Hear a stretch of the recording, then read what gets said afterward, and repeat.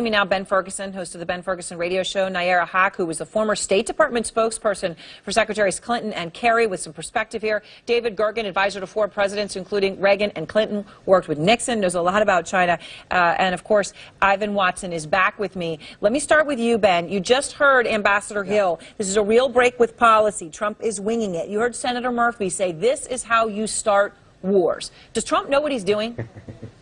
This may be the most calm I've ever been on your show. 1, this is not winging it. 2, I think this was simply a phone call. And 3, I think this can be used for leverage when you're dealing with China and when it comes to trade deals. This was well thought out by Donald Trump and the people around him. The other thing is, this is not going to start a war. This is a simple phone call. There are many people that say Trump is winging it. This was well thought out by him and I think his team. And the other point I think that should be made here is let's not overreact to this. When Barack Obama made phone calls to Cuba and changed things down there drastically, much of that was done in private. I think a lot of people appreciate the fact that we know about this early on before he's even been sworn in. What do you think about that, David? It's an interesting point that Ben's saying. It's a simple phone call. Look, no president has made such a simple phone call to Taiwan's leader in 37 years. But is Trump right to throw protocol out? Because, by the way, keeping protocol in one China has not stopped China from going against the United States in military buildup in the South China Sea, in North Korea, or in trade.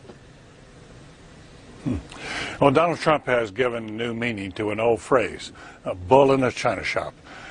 I'm among those who was seriously taken aback by learning about the call. This has been the most carefully thought out relationship for years and years by Republicans and by Democratic presidents, going all the way back to Richard Nixon, that it's important to maintain a one China policy, carefully preserving the independence of Taiwan, but also while ensuring the Chinese don't cross the straits and attack Taiwan and take it over. At the same time, convincing the Taiwanese that they cannot go independent. As you know, the Taiwanese government has a rather new administration now in place that leans very heavily toward independence. And for Donald Trump to make this call is going to infuriate the Chinese, because they're going to see he's actually making a huge shift in policy.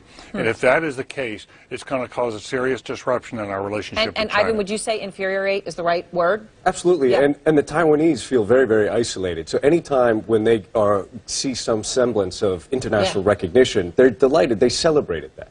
Yeah, I mean, it's incredible. Nayyera, now, President Obama sold Taiwan nearly $2 billion in weapons, something Ivan talked about a moment ago. That deeply angered China, but he kept the one China policy intact, right? So he kind of said one thing and did another. What's really so different between that and Trump saying, well, guess what? I'm going to come out and say, enough dancing around the issue here. I'm going to say and do the same thing. I'm going to put it out there publicly. Is that so wrong? Well, there's different layers and degrees of what's public, right?